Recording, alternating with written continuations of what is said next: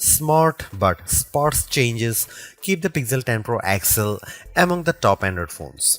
It remains underpowered for tasks like gaming, but that doesn't matter if your focus is on the still excellent cameras, super bright display, or AI features. Just be aware that to get the most out of those features, you will have to wait for updates or for Google's tools to get to grips with your data. The Google Pixel 10 Pro XL is named in part after its size, but to get to grips with how good a phone it is, it would be wrong to focus on physical qualities alone. It is easy to point to things like the phone's incredibly bright display or its versatile cameras as major selling points. But this is a phone where the true value lies beyond the specs list. There are, in typical Google fashion, lots of AI features to play around with, features with a wide range of applications and utility. It's just a pity that Google seems to have learned some bad habits from Apple in not having all its features ready for launch day. Plus, Google flagship phones' inherent weakness in terms of power remains, even if battery life has improved. As the final big Android phone launch expect this year, I have been testing the Pixel 10 Pro XL against its main competition and also the latest iPhone just in case you are considering switching to or from an Apple phone.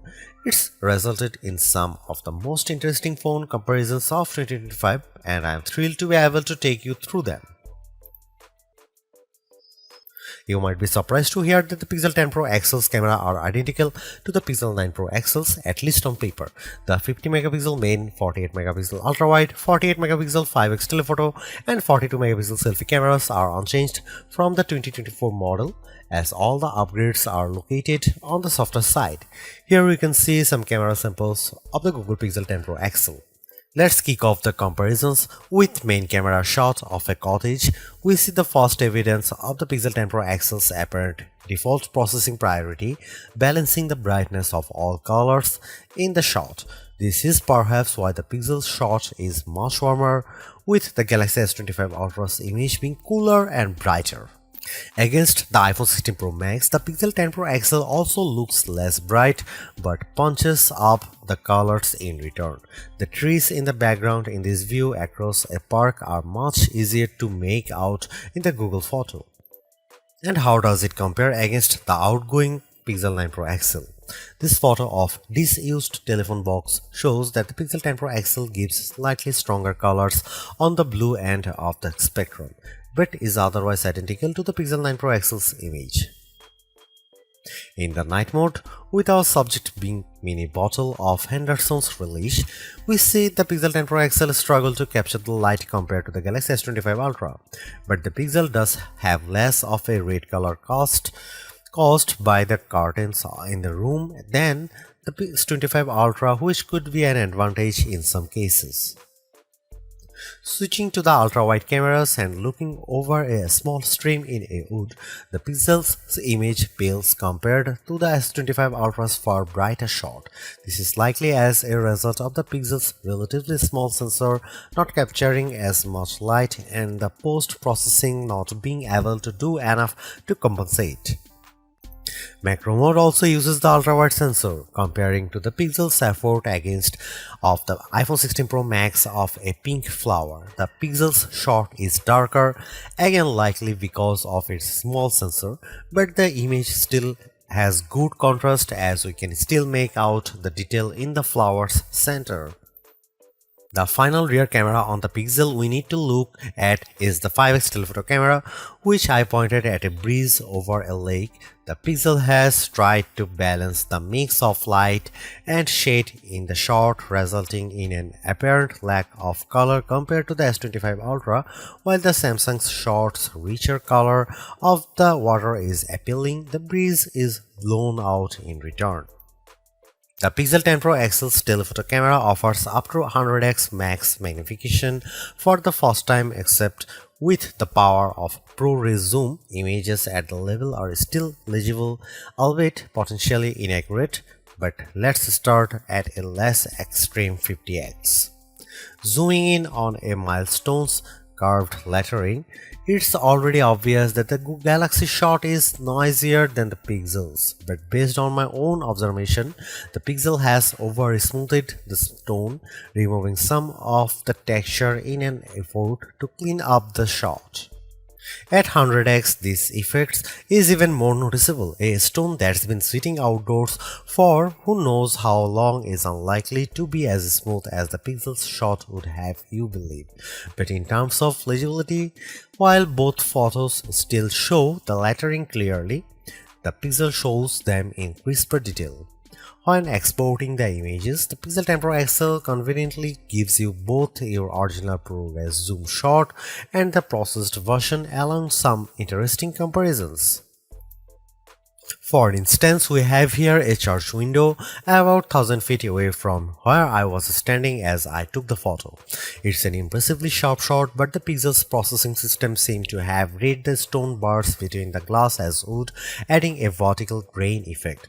While the detail of the brickwork has been impressively recovered, it shows a big limitation of these generative detail enhancing tools. It shows you what's likely to be there rather than what truly is there. Google enhanced some of the camera's associated features, such as making best take active automatically with enough photos and offering 50 megapixel resolution for portrait modes. But the all-new feature and the one I spent the most time with was Camera Coach, the new photography teaching tool that's accessible right from the viewfinder.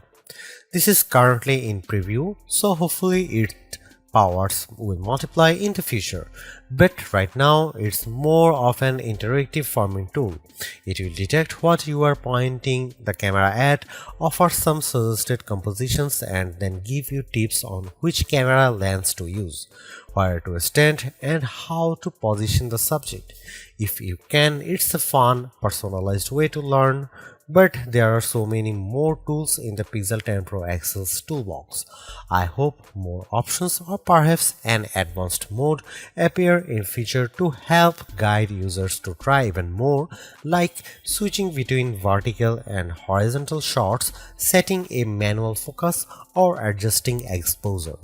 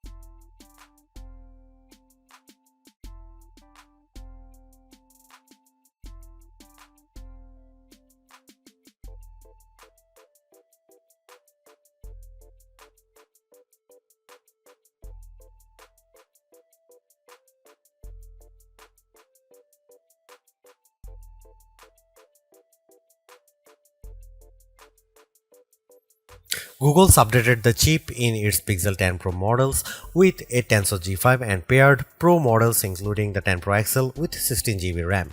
Considering that previous Tensor-powered Pixels have lagged behind in performance, we were curious to see how this update changes things. As the results demonstrate, the Pixel 10 Pro XL is noticeably improved over the Pixel 9 Pro XL, but is still underpowered when looking at the Snapdragon and A series chips that power the Galaxy S25 Ultra and iPhone 16 Pro Max. The Adobe Premiere Rush video test shows this specially. In my general gaming test of playing the graphically intense RPG XR stress in order to get a consistent 60 FPS frame rate, I had to turn off anti-aliasing, reduce the resolution from ultra to high and environment quality down to average, and even the game would still experience hiccups. And flagships with Snapdragon 8 Elite can easily handle this game at maximum settings. Now that the 128GB Pixel Pro XL model has been discontinued, the Pixel 10 Pro XL starts with 256GB storage with the option to up that to 512GB or 1TB storage. This should be speedy storage to load and unload thanks to Google using the UFS 4.0 memory standard with 512GB or 1TB of storage on a US model. You also get zoned UFS, a feature that supposedly organizes data within your device's storage to improve its efficiency, speed, and the device's lifespan.